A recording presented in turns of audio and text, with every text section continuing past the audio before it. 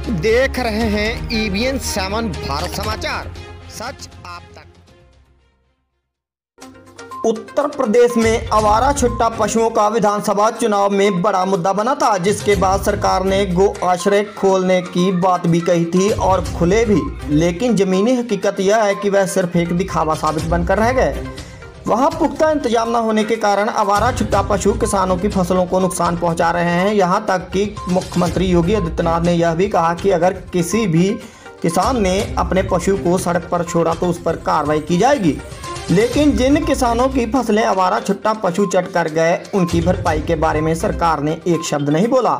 आज भी सैकड़ों की तादाद में आवारा छुट्टा पशु सड़कों और खेतों में घूम रहे हैं और किसानों की सैकड़ों बीघा गेहूं की फसल को नुकसान पहुंचा रहे हैं।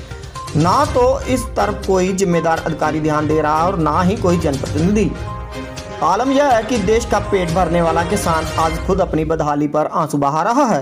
तस्वीरों में आप देख सकते हैं कि किस तरीके से किसानों के खेतों से गेहूं की फसल को यह आवारा छुट्टा पशु नुकसान पहुंचा रहे हैं और किसान भयंकर ठंड में रात दिन अपनी फसल की रखवाली करने में लगा हुआ है। लेकिन उसके बावजूद भी किसान अपनी फसल को इन आवारा छुट्टा पशुओं से नहीं बचा पा रहा, जिसके लिए सरकार को ठोस कदम उठाने की जरूरत है। दिखाते हैं आपको ग्राउंड रिपोर्ट सीधा किसानों के खेतों से। नमस्कार, जैसा कि मैं संदीप शर्मा, आज हम आपको फिर ले चलते हैं किसानों के खेतों में कि किस तरीके से योगी राज में गौवंश जाएं तो जाएं कहाँ, क्योंकि या तो गौशालाओं का प्रबंध किया जाए या फिर गौवंशों का कहीं ना कहीं सरकार द्वारा इंतज़ाम किया जाए। क्योंकि अगर इंतज़ाम नहीं होता तो किस तरीके का किसानों को उसका खामियाजा भुगतना पड़ता है, यह हम आपको लाइव डेमो दिखा रहे हैं। किस तरीके का आप देख सकते हैं, यहाँ पर लाइव डेमो है। किस तरीके से यहाँ पर आप देखो कि आपको दिखा रहे हैं कि किस तरीके से जो है किसानों की जो फसलें हैं, किस तरीके से मवेशी जो हैं चट कर रहे हैं। लगातार किसानों की लगातार हम आपको बता दें, हम वीडियो लगातार बनाते आए हैं कि किस तरीके से योगी राज में मवेशियों का जो हाल है, जो आवारा छुट्टा पशुओं का जो हाल है वो किस तरीके से है।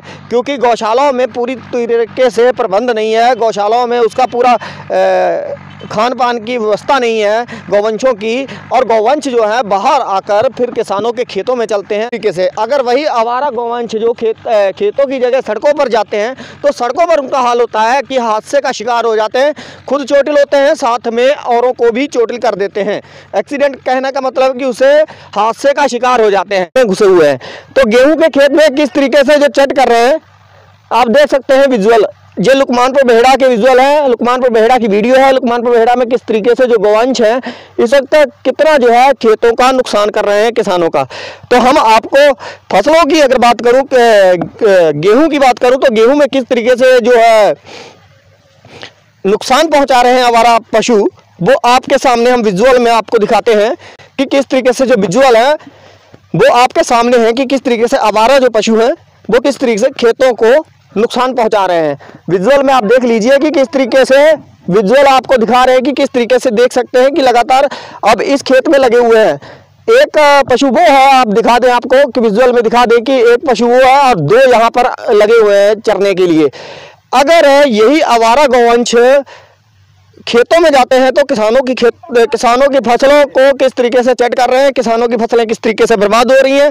और बात की जाती है किसानों की आय को दोगुनी करने की, लेकिन किसानों की आय दोगुनी होना तो बहुत बड़ी बात है, लेकिन यहाँ पर जो जिस तरीके से यहाँ पर जो हालात हैं वो इतने नाजुक है किसानों के कि हम दिखा सकते हैं आपको। इधर देख सकते हैं, आप तस्वीरों में दिखा दूं, मैं आपको कुछ विजुअल दिखा दूं कि किस तरीके से किसान जो है लगातार लाठी लेकर लगातार बैठा रहता है। लेकिन उसके बावजूद भी ये देखिए एकड़ों के एकड़ जो है लोगों के जो फसलें हैं, जो एकड़ों के एकड़ जो है नष्ट हो रही हैं। लगातार आप देख सकते हैं, मैं आपको तस्वीरों में दिखाऊं कि देखिए ये जो फसलें हैं किस तरीके से जो आप देख सकते हैं कि जो विजुअल है जो किसान है यहाँ पर कितनी देर, यहाँ पर कितने समय तक यहाँ पर रखवाली करते हैं। बात करते हैं, सर क्या नाम है आपका?